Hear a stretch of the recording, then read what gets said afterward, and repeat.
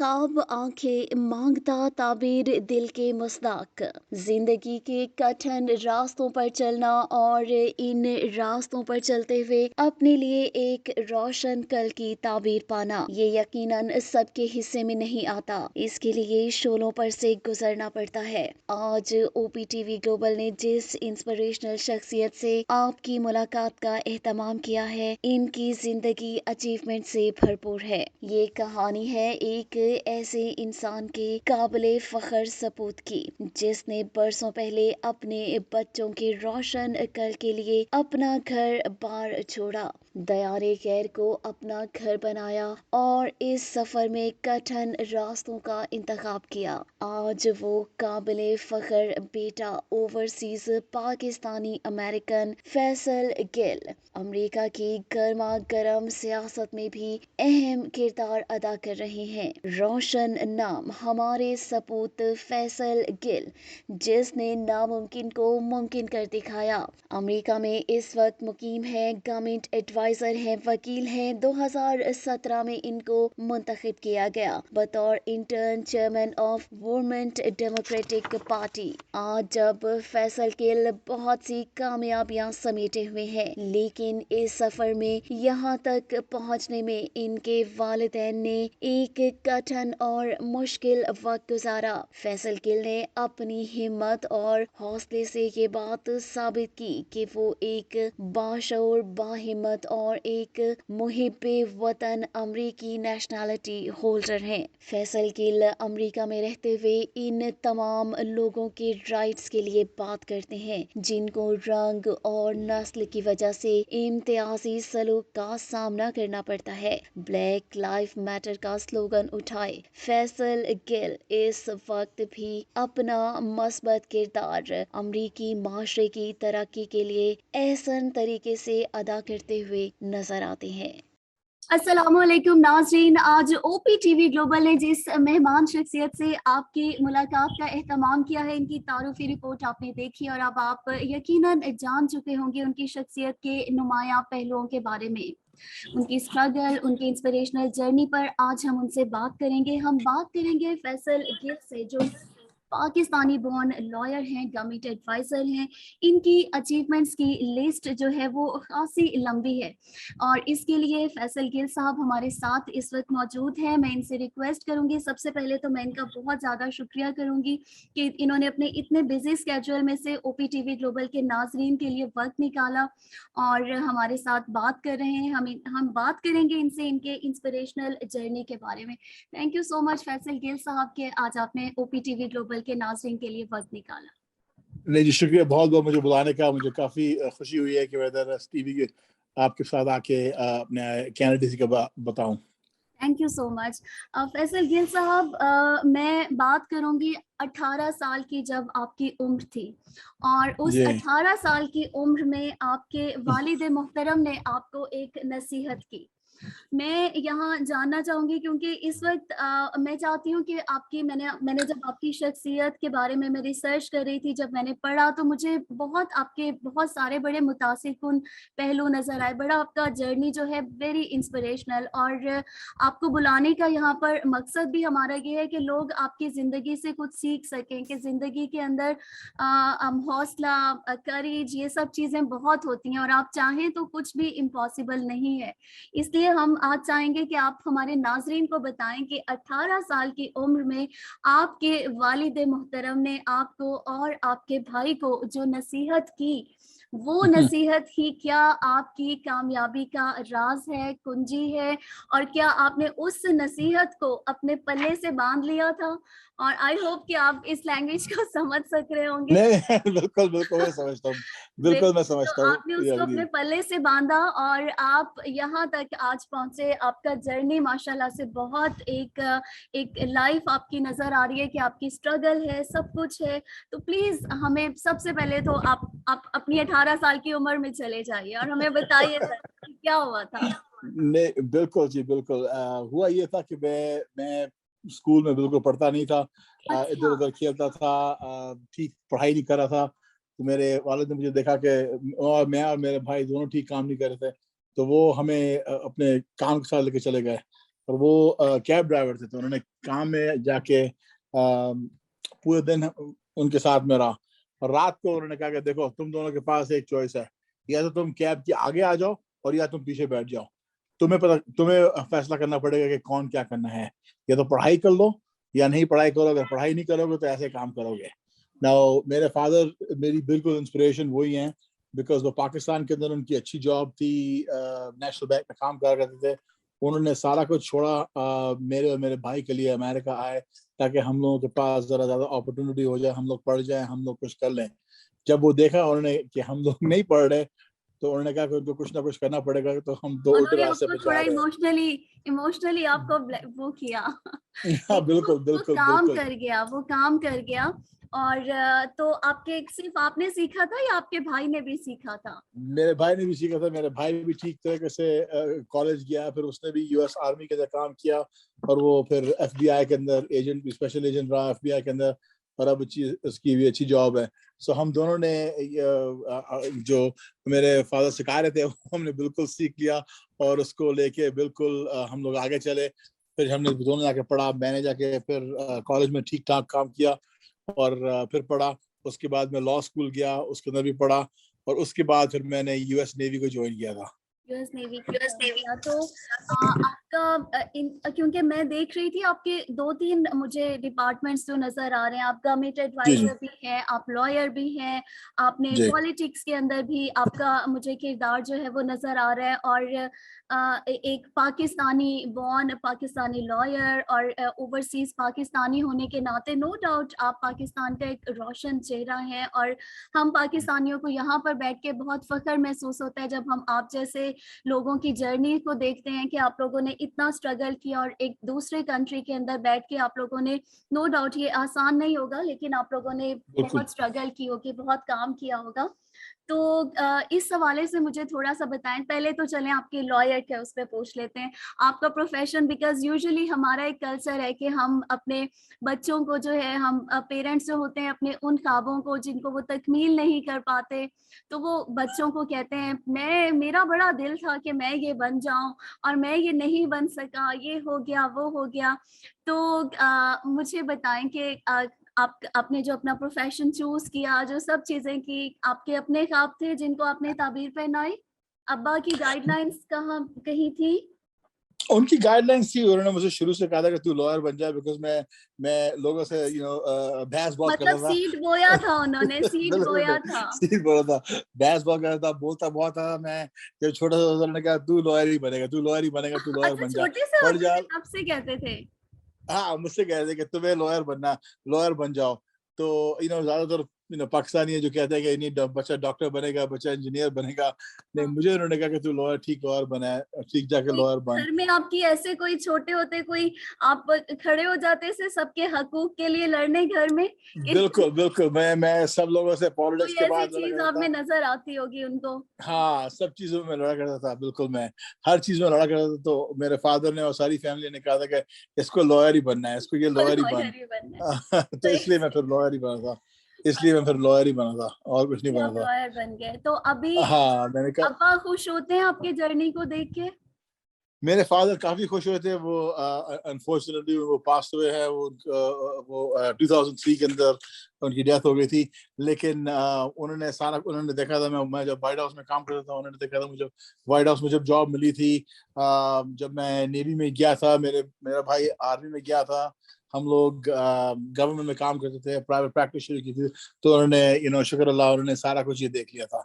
उनके सबसे happy time था कि जब मैं व्हाइट हाउस के अंदर काम करता था।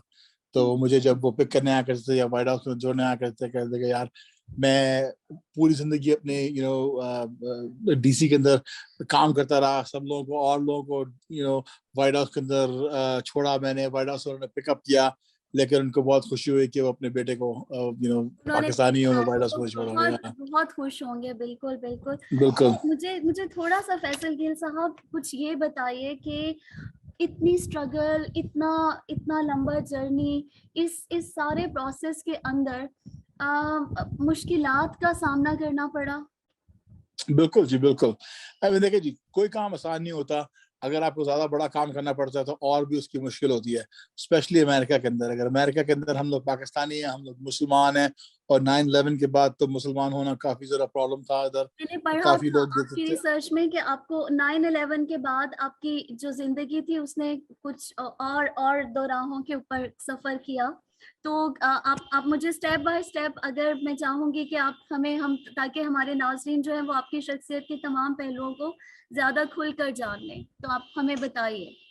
देखिए बिल्कुल जी, मैं 9/11 से पहले मैं मुस्लिम ऑर्गेनाइजेशन के लिए काम करता था, उनका स्पोक्समैन होता था, उनको एडवाइस देता था, पॉलिटिक्स में होता था।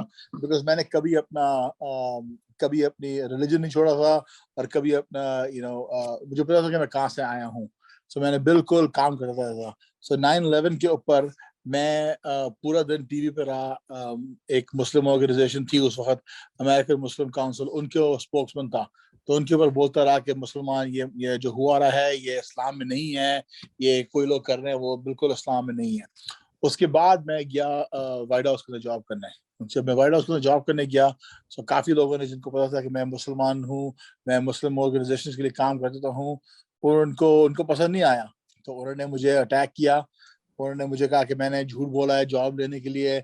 मैंने जो एक फॉर्म होता है, सिक्योरिटी क्लियरेंस फॉर्म होता है इधर, मैंने उसके ऊपर झूठ बोला। मैंने उस अपना अपना लिखा नहीं है कि मैं कहाँ काम करता था। मैंने कहा भाई, मैं तो टीवी के ऊपर स्पोक्समैन था, मैं कैसे छुपा सकता हूँ कि मैं मुस्लिम ऑर्गेनाइजेशन के लिए काम करता था। सब लोगों को पता है कि मैं किस ऑर्गेनाइजेशन के लिए काम करता था। लेकिन बस उन्होंने जो स्टैंडर्ड चीज है कि नहीं, ये इस्लामिस्ट है, ये जिहादी है, ये है, सब कुछ उन्होंने कहा। तो उसके बाद उन्होंने बहुत मेरे बड़ी ऊपर, एलिगेशंस थी। हाँ, और उन्होंने आपने मेरे ऊपर इन्वेस्टिगेशन खोली। कांग्रेस के अंदर जो एक दो कांग्रेसमैन हैं जो बिल्कुल राइट विंग है, जो जिनको मुसलमान बिल्कुल पसंद नहीं है, उनको पसंद नहीं है कि मुसलमान क्यों अमेरिका में आए और गवर्नमेंट में कैसे काम कर रहे हैं, लेट अलोन व्हाइट हाउस के अंदर या होमलैंड सिक्योरिटी के अंदर क्यों काम कर रहे हैं। उन्होंने काफी मेरे अगेंस्ट बोला। लेकिन मैं खुशी से बोलता हूँ कि कोई इन्वेस्टिगेशन, कोई चार्जेस मेरे अगेंस्ट स्टिक नहीं हुए। अप्रूव है। और बिल्कुल कोई नहीं हुआ। उन्होंने इतनी इन्वेस्टिगेशन की, उसके अलावा फिर हुआ कि यार इसने कुछ नहीं किया, और उनको फिर एडमिट करना पड़ा कि मैंने कुछ रॉन्ग डूइंग नहीं की थी, और मेरे ऊपर कोई चार्जेस नहीं आए थे, मैं कभी चार्ज नहीं था, कभी कुछ नहीं था। लेकिन इसके अंदर हुआ था ये था कि जिंदगी बिल्कुल आपकी तबाह हो रही थी। बिकॉज मैं एक लॉयर था, गवर्नमेंट को छोड़ के मुझे अच्छी जॉब मिल रही थी बड़ी लॉ फर्म के अंदर। लेकिन जब ये सारे टीवी के ऊपर और हर चैनल के ऊपर आया था, CNN के ऊपर आया था, फॉक्स न्यूज के ऊपर आया था कि ये जो है टेररिस्ट है, ये टेररिस्ट है, इसने झूठ बोला, इसने ये किया, तो उस वजह से कोई जॉब नहीं मिलती। फिर मैं जो अपनी बिल्कुल जिंदगी, प्रोफेशनल लाइफ बिल्कुल वापस शुरू करनी पड़ी। यू नो छोटे छोटे से। शुक्र अल्लाह, मैं अल्हम्दुलिल्लाह मुझे ठीक काम मिल गया, केसेस भी मिल गए ठीक। फिर मैं ऊपर आ गया। फिर मुझे पता चला कि 2006 के अंदर ये जो NSA है, जो US की एजेंसी है, नेशनल सिक्योरिटी एजेंसी, ये मेरे ऊपर स्पाई कर रही थी। और मुझे पता ही नहीं था कि क्यों स्पाई कर रही है। बिकॉज मैं जो केसेस ले रहा था, जो काम कर रहा था मुसलमानों के लिए, मुसलमानों को डिफेंड कर रहा था, जो जो उनके ऊपर फॉल्स चार्जेस आए थे, तो उनको आगे पसंद नहीं था, तो मैं क्यों कर रहा। तो फिर मुझे स्पाई कर रहे थे 3 साल तक। आई थिंक उन्होंने 3 साल तक NSA ने मेरे ईमेल रीड की, मुझे फोन टैप किया, सारा कुछ मेरे ऊपर स्पाई किया।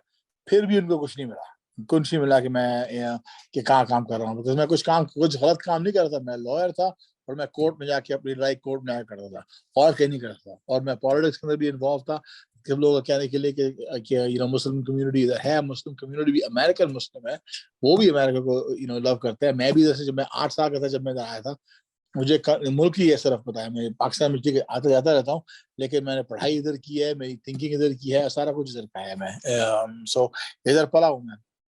सो ये सारे काम मैं करता था, और अभी भी करता हूँ। अभी भी जब मैंने पॉलिटिक्स के अंदर एंटर किया है, मैंने पॉलिटिक्स के अंदर जो रन कर रहा हूँ सिटी अटॉर्नी के अंदर, मैं किसी को कभी नहीं भूलता कि मैं मुस्लिम हूँ। मैं कभी कुछ बात नहीं हूँ किसी की, मैं मुसलमान हूँ, मैं पाकिस्तान से हूँ, मेरे वेबसाइट के ऊपर लिखा हुआ मुस्लिम हूँ, सारा कुछ मेरी वेबसाइट के ऊपर है। तो मैं समझता हूँ कि अगर मुसलमान और पाकिस्तानी लोग इधर पॉलिटिक्स के लिए रन कर रहे हैं, तो उनके ऊपर एक रिस्पॉन्सिबिलिटी है कि वो अपना मजहब को बताएं, अपना सब लोगों को बताएं कि यार हम लोग कहाँ से आए हैं। बिल्कुल, बिल्कुल, आपने बहुत पॉज़िटिव बात की और आपने जो चीज़ें इतनी मतलब इतनी डिफ़िकल्ट सिचुएशंस को फ़ेस करना कोई आसान बात नहीं है, आपने जो ये सब कुछ बताया। तो उसके बाद फिर जब ये सारी चीज़ें रॉन्ग प्रूव हुई, उनको पता चला कि सारी एलिगेशन सब कुछ गलत था, तो उनकी तरफ से कोई सॉरी का, कोई एक्सक्यूज़ का, कोई अपॉलॉजी का, कोई लेटर वग़ैरह बिकॉज़ आपकी अगर टीवी के ऊपर आप एक बंदे को ये सब कुछ कह रहे हो, आपको डिफ़ेम किया गया, तो बिल्कुल कुछ नहीं किया गया।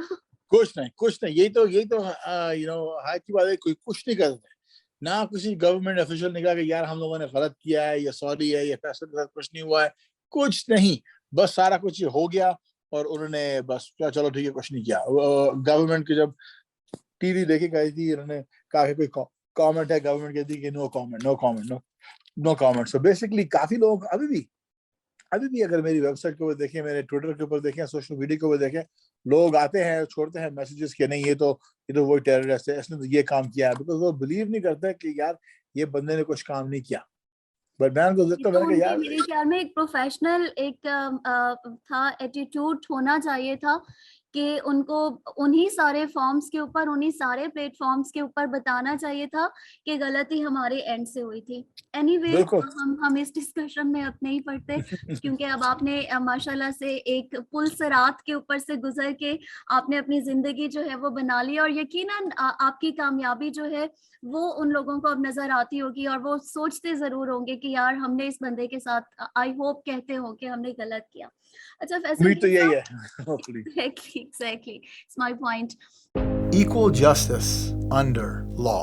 We haven't yet lived up to that promise, marginalized communities across our nation. I'm Faisal Gill.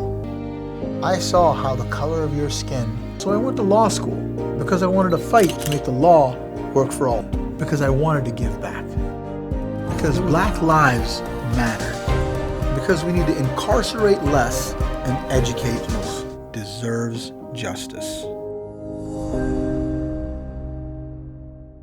मुझे ये थोड़ा सा यहाँ पे बताइए, आपने कहा कि 9/11 के बाद की सिचुएशन, 9/11 के बाद जिंदगी पूरी दुनिया का जो है ओवरऑल सिचुएशन कितनी चेंज हुई थी। तमाम तमाम ममालिक के ऊपर इसका बहुत ज्यादा असर पड़ा था, सोशली भी, इकोनॉमिकली भी, हर तरह से। तो एज ओवरसीज पाकिस्तानी अमेरिका के अंदर रहते हुए मुझे ये बताइए कि 9/11 से पहले रिलीजन का, रेसिज्म, ये सारे प्रॉब्लम्स जो थे ये आपको 9/11 के बाद फेस करने पड़े थे? बिल्कुल। और उससे पहले की सिचुएशन की अगर हम बात करें, आई एम सॉरी, तो नो प्रॉब्लम। सब स्मूथ था, सब ठीक था, मतलब आपको नहीं अपनी रिलीजन के बेस पर जज नहीं किया जाता था? आपके लिए नहीं कंपैरेटिवली जैसे दूसरे अमेरिकन्स के लिए राहें हमवार थी, सब कुछ था, आपको अपने स्कूल में, कॉलेज में, अपने प्रोफेशनल लाइफ के अंदर, जर्नी के स्टार्ट पे हर जगह पर सुकून था, सुकून.com था? नहीं जी, सुकून तो नहीं था। आई मीन रेसिज्म तो बिल्कुल पहले भी थी और रेसिज्म 9/11 से पहले भी थी और 9/11 के बाद भी हुई थी, लेकिन प्रॉब्लम ये था कि 9/11 के पहले इतनी ज्यादा नहीं थी। थोड़े लोग थे जो रेसिस्ट होते थे, जो बोलते थे मुसलमानों की जो रेपुटेशन थी, काफी लोगों के साथ उनको पता नहीं था कि यार मुसलमान होते कौन है, क्या रिलीजन के बारे में है। तो रेसिज्म तो बिल्कुल थी, लेकिन 9/11 के ऊपर प्रॉब्लम ये आ गया कि उन लोगों को एक्सक्यूज मिल गई है और उन्होंने कहा हाँ देखो ये मुसलमान हमें तबाह करना चाहते हैं, मुसलमान अमेरिका को लाइक नहीं करते, मुसलमान अमेरिका के ऊपर अटैक करना चाहते हैं। और बेसिकली हमने यही कहा था कि नहीं, ये मुसलमान नहीं, ये जो अटैक हुआ ये इस्लाम के बारे has nothing to do with Islam. Islam जो है वो अपनी जगह है और ये बंदे जो पॉलिटिकल थे, जो ओसामा बिन लादेन, उनके पास पॉलिटिकल एजेंडा था, उनके पास इस्लाम में कुछ ताल्लुक ही नहीं था। लेकिन ये लोग बिलीव नहीं करते थे, ये लोग कहते कि नहीं, फिर कुरान के अंदर जाके वर्सेस लेके थे। सो 9/11 के बाद मुसलमानों की सिचुएशन अमेरिका के अंदर काफी खराब हो गई थी, मच मोर वर्स। इसका नहीं मतलब ये नहीं कि पहले सिचुएशन अच्छी थी, लेकिन पहले सिचुएशन इतनी खराब नहीं थी, लोग थे लेकिन फिर उसके भी बाद लोग थे वर्स्ट जो हो, उसके बाद ओ वर्स्ट। या काफी it but was very bad after that. अब with the passage of time situation जो है वो काफी बेटर होती जा रही है, या अभी सिचुएशन स्ट्रगल बेहतर, करना पड़ता है? बिल्कुल बिल्कुल सिचुएशन बेहतर होती जा रही है, लेकिन अभी भी लोगों को बताना पड़ता है कि यार मैं जस्ट बिकॉज मैं मुसलमान हूँ डजंट मीन कि मुझे अमेरिका के अंदर मुझे अमेरिका को पसंद नहीं है, ये मेरी मुल्क नहीं है, मैं उसके खातिर कुछ कर नहीं सकता। आई मीन मैं नेवी में रहा हूँ, मैं नेवी में रहा हूँ, उस कंट्री यूएस नेवी में रहा हूँ, गवर्नमेंट के लिए मैंने काम किया, सारा कुछ मैंने किया। मैं ये कहता हूँ लोगों से मैं और क्या करूँ टू प्रूव कि मैं अमेरिका को लव करता हूँ। नेवी के अंदर मैंने काम किया, फौज में हूँ, गवर्नमेंट के अंदर मैंने काम किया है। आई मीन और क्या करूं? इससे बड़ा प्रूफ और आपको क्या चाहिए? और एग्जैक्टली इससे बड़ा प्रूफ क्या चाहिए होता है? हाँ, यही मैं सब लोगों को एक कहता हूँ। मुल्क की नेवी के अंदर, और नेवी मतलब एक ऐसी बात नहीं है, नेवी एक आर्मी का एक बहुत बड़ा पार्ट होती है। इट्स अ वेरी इंपॉर्टेंट रुकन और किसी भी आर्मी का, किसी भी मुल्क की। बिल्कुल बिल्कुल, so ये मैं लोगों को कहता हूँ। लॉयल्टी दिखा रहे हैं तो या इससे आगे हम कुछ नहीं कह सकते। एग्जैक्टली बिल्कुल, लेकिन ये लोग जो हैं काफी फिर भी कहते हैं कि नहीं ये ठीक नहीं है, ये बंदा ठीक नहीं है, मुसलमान ठीक नहीं है। एक सेकंड जरा, मुसलमान ठीक नहीं है। सो अभी भी मुसलमानों को अपनी लॉयल्टी को प्रूव करना पड़ता है।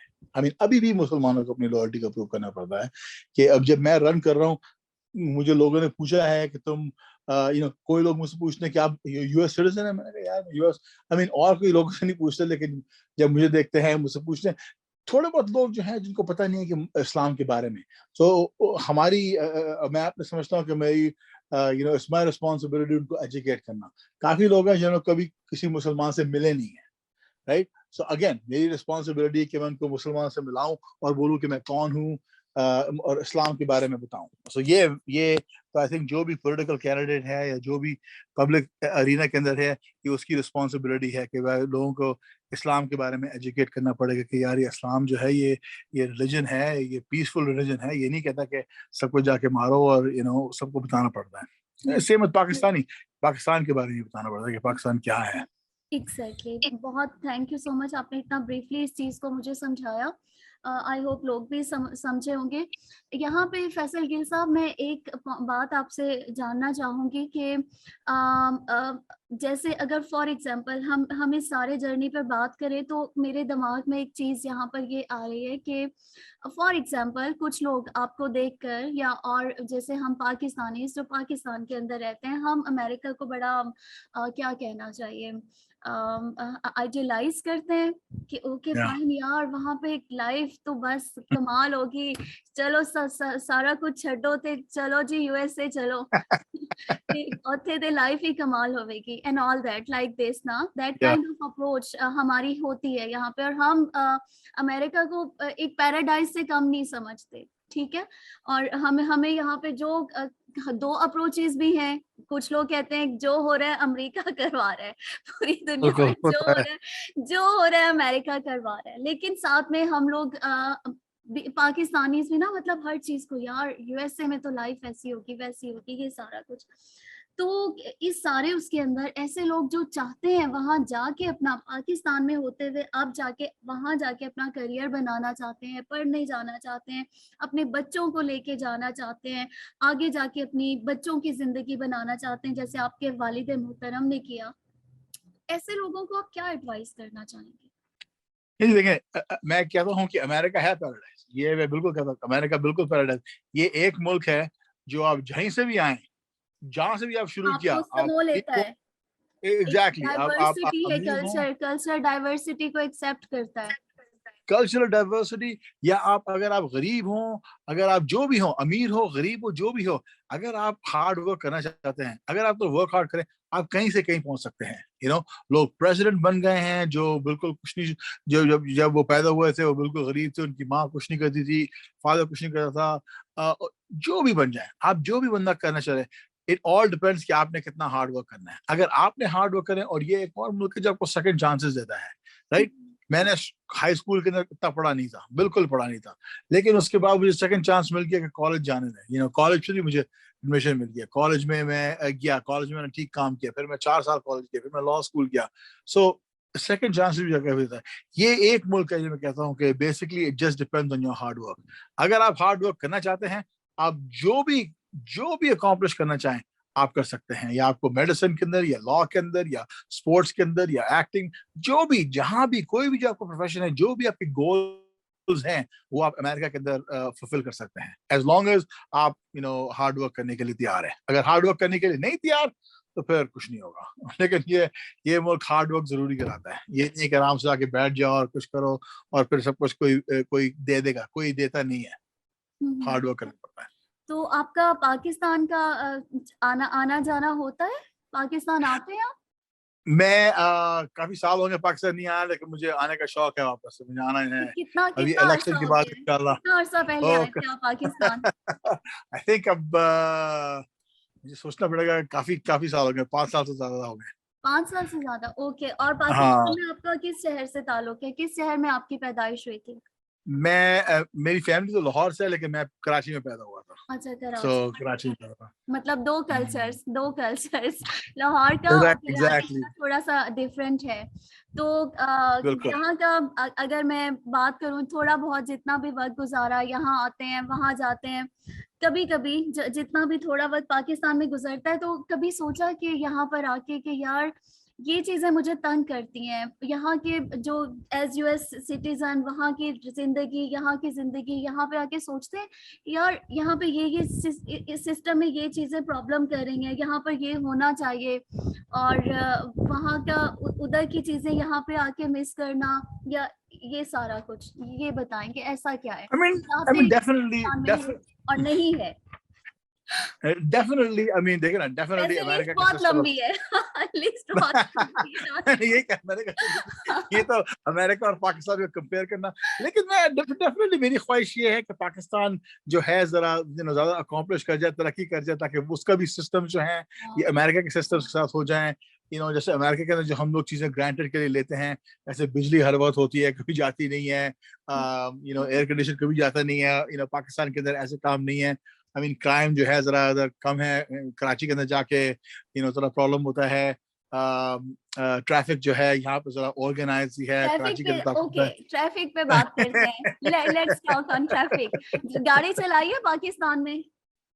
जब आता था, नहीं मैंने नहीं चलाई, कभी नहीं गाड़ी नहीं चलाई? चलाई, रोड पे नहीं आके नहीं। किस बात पे गुस्सा आता है पाकिस्तान में? मैंने ये कहा, मैं नहीं चला सकता पाकिस्तान के अंदर गाड़ी, तो मैंने पाकिस्तान के अंदर बिल्कुल गाड़ी नहीं चलाई। अच्छा, चले चले, अब एक लाइटर टॉपिक पे आ जाते हैं। हमने काफी बिल्कुल हार्ड टॉपिक्स बिल्कुल। पे कर लिए। पाकिस्तान में खाने किस तरह के पसंद है आपको? और खाने जी मुझे आके तो खाते हैं काफी, यहाँ के? मैं हमारे बिल्कुल खाने बड़े मजे के होते हैं। बिल्कुल जी, मैं खाना इधर भी पाकिस्तानी खाना ही खाता हूँ। इधर भी पाकिस्तानी खाने मेरे डेली पाकिस्तानी खाने होता है। मुझे काफी कीमा चावल, कीमे आलू, ये मटर की काफी पसंद है। खुद बनाने का चिकन, भी सब कुछ कुछ। शौक है? नहीं जी, बनाने का शौक तो है, लेकिन बनाने टाइम की नहीं जो होता। है ट्रेनिंग नहीं है। शौक तो बहुत है, रोटी खाने का शौक बहुत हो। शौक है। मैं काफी तो घर में हेल्प रोटी मुझे करते हैं बहुत आप अपनी वाइफ की? कुकिंग के अंदर नहीं। और जैसे आपने भी देखा, जब मैंने इंटरव्यू शुरू किया था, मेरी बेटी मेरे गोद में बैठी हुई थी, वो मैं हेल्प करता हूँ, लेकिन वो तो कुकिंग के अंदर नहीं बेटियां हेल्प। तो वैसे भी कहीं पे भी हो अपने अब्बा से अपना टाइम ले लेती है। ये आपकी वो नहीं, मैं कहूंगी कि बेटियों का होता है। बेटी अब्बा कुछ भी कर रही हो, अपने अपने हिस्से का टाइम निकालना आता होता है बेटी को। तो ये आपका कमाल नहीं है, ये आपकी बेटी का कमाल है। ओके ओके, चले अब प्रोग्राम के हम इख्तिताम की जानिब बढ़ रहे हैं। मैं बस आपसे आखिर में ये पूछना चाहूंगी कि जिन मसाइल का, जिन मुश्किलात का आपने तज़किरा किया, तो अगर कोई आपको यूएस में लगता है कि कुछ और लोग हैं आपके जैसे जो उसी तरह की जर्नी को फेस कर रहे हैं, उससे थोड़ी सी डिफरेंट कर रहे हैं, और कुछ मुश्किलात उनको दरपेश आ रही हैं, तो उनके लिए उनको आप हेल्प करते हैं? बिल्कुल जी, बिल्कुल। जो भी मुझे कॉल करता है, कहीं से भी कॉल करता है, पाकिस्तानी हो, मुसलमान हो, मैं उनको कभी नहीं कहता कि मैं हेल्प नहीं कर सकता। जो भी मेरे बस में है मैं कर सकता हूँ। जो मेरे बस में नहीं है मैं बता सकता हूँ, लेकिन मैं कोशिश जरूरी करता हूँ। ये बहुत वो है। और प्रोग्राम के इख्तिताम पे आप हमारे नाजरीन को कोई पैगाम देना चाहेंगे? नहीं जी, मैं बस शुक्रिया कहना चाहता हूँ उनका। बस ये कहना चाहता हूँ कि मुझे बहुत खुशी हुई है कि मैं पाकिस्तानी इधर होके जो सारा कुछ अकॉम्प्लिश कर रहा हूँ वो कर रहा हूँ। डेफिनेटली मैं कभी नहीं भूला कि मैं कहाँ से आया हूँ। जी, भूलना भी नहीं चाहिए कि हमारी रूट्स बिल्कुल कहाँ से है, बिल्कुल क्योंकि हम अपनी रूट्स के साथ चाहें भी तो हम उनसे कट नहीं सकते, और अगर हम अपनी नहीं रूट से कटने की कोशिश करेंगे तो आई थिंक हम अपनी आइडेंटिटी को खो देंगे, और हमारी बिल्कुल शनाख्त, हमारी पहचान, ये इस सबसे बड़ी चीज है जो इस धरती पर हमारे साथ है। फैसल गिल साहब, मुझे आपसे बात करके बहुत अच्छा लगा, मैंने बहुत कुछ सीखा, एंड आई होप के हमारे आप स्टक हो गए। अच्छा, मुझे नहीं लगा फ्रीज हो गए। I am sorry. नहीं नहीं मैं करेक्शन, ओके। मैं इंटेंटली सुन रहा था। अच्छा, ओके ओके, सॉरी। अच्छा, No तो problem जी। मैं इसके साथ ही हमारे आज के नाजरीन का बहुत शुक्रिया अदा करती हूँ कि उन्होंने हमें देखा और बहुत कुछ सीखा होगा फैसल गिल साहब के जर्नी से। उन्होंने हमें बहुत आज इंटरेस्टिंग बातें बताई, अपने जर्नी के बारे में बताया। और फैसल गिल साहब, आपका स्पेशली बहुत बहुत बहुत सारा थैंक यू कि आपने OPTV ग्लोबल को टाइम दिया, वक्त निकाला, हमारे साथ शेयर किया। और हम कोशिश करेंगे कि आइंदा आपके साथ ऐसी कुछ एपिसोड्स रखें जिसमें हम जस्ट आपकी फील्ड से रिलेटेड लोगों को यहाँ पाकिस्तान में या US में बीइंग ए लॉयर आप बता सकें कि इन मसाइल के ये हल हो सकते हैं। तो आई होप कि आप हमारे लिए वक्त निकालेंगे आइंदा भी। आज के लिए बिल्कुल अगेन बहुत सारा शुक्रिया, थैंक यू सो मच हमारा साथ देने के लिए, हमारे साथ बात थैंक करने यू जी के वेरी लिए। मच। सोबिया अली को इजाजत दीजिए, फैसल गिल साहब को इजाजत दीजिए। इसके साथ ही हमारे आज के प्रोग्राम का वक्त यहाँ खत्म होता है। अल्लाह हाफिज। थैंक यू सर, बहुत शुक्रिया। नो प्रॉब्लम जी, thank you I so hope much, thank you so मैंने मच। कुछ फजूल सवाल नहीं किए होंगे आपसे। नहीं, काफी अच्छा इंटरव्यू था ये, one of the best thank you interviews. Thank sir, you so thank much. You, take care of thank you जी। योरसेल्फ। अल्लाह हाफिज। ओके, यू टू, अल्लाह हाफिज। Thank you. OPTV, आपका अपना चैनल। Equal justice under law. We haven't yet lived up to that promise, marginalized communities across our nation. I'm Faisal Gill. I saw how the color of your skin, so I went to law school because I wanted to fight to make the law work for all, because I wanted to give back, because black lives matter, because we need to incarcerate less and educate most. Deserves justice.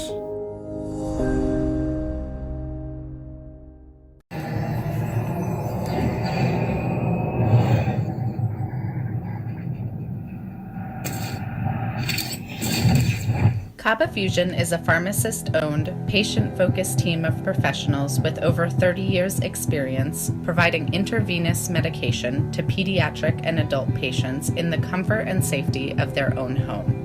Founded by Dr. Sohail Masood, a pioneer in the home infusion industry and recipient of Ernst & Young's Entrepreneur of the Year Award, Kaba Fusion has 28 state-of-the-art compounding pharmacies across the country with service capabilities nationwide. Specializing in IVIG, SCIG, and acute therapies, our highly skilled infusion nurses are present throughout your treatment, and our clinicians are on call 24 hours a day. Please visit us at kabafusion.com for more information.